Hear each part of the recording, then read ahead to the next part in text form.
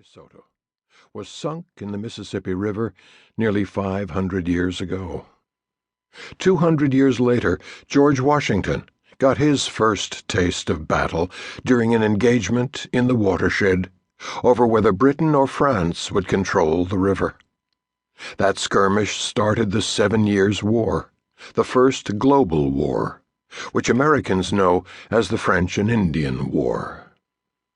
In many ways, the story of the Mississippi Basin since the end of the French and Indian War is also the story of the federal government of the United States.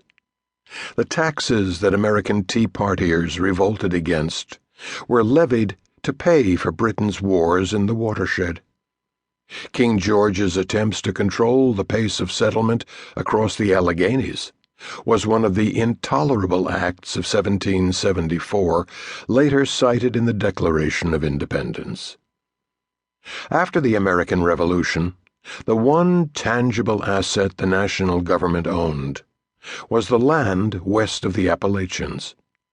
The first war fought by the newly independent United States was therefore to convince the resident Indians of that new political and military reality. The first road financed by the federal government of the United States was built to get to the watershed. The first civil works built by the Army Corps of Engineers was to improve navigation in the watershed.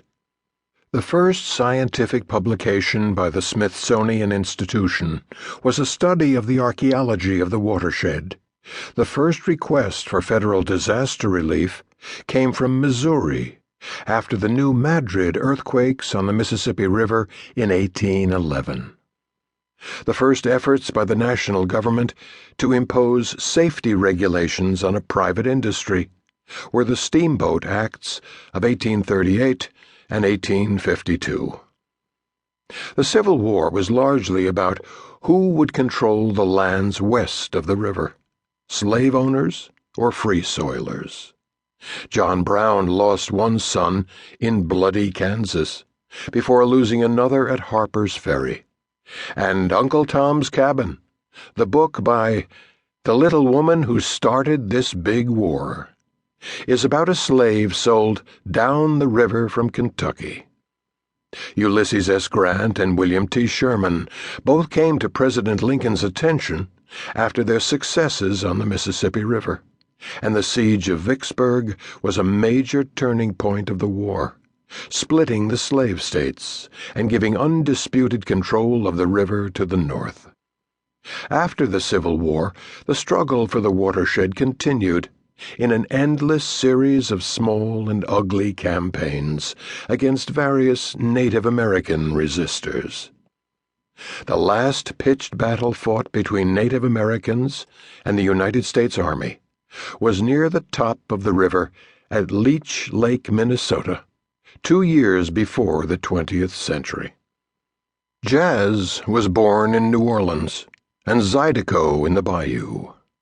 The blues originated in the Delta, while rock and roll poured out of Memphis, and bluegrass and country music trickled down the Tennessee and the Cumberland rivers.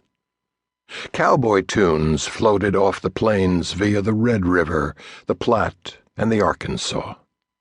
The river had one Mark Twain, though it's worth remembering that Melville also wrote a novel about the Mississippi. River boats and pirates, gamblers and slaves, hustlers and landscape painters, loggers and catfishers, tourists and missionaries. It is a river of stories and a river of myth. It's Paul Robeson sitting on a cotton bale, Daniel Boone floating on a flatboat, and Paul Bunyan cutting trees in the neighborhood of Little House in the Big Woods.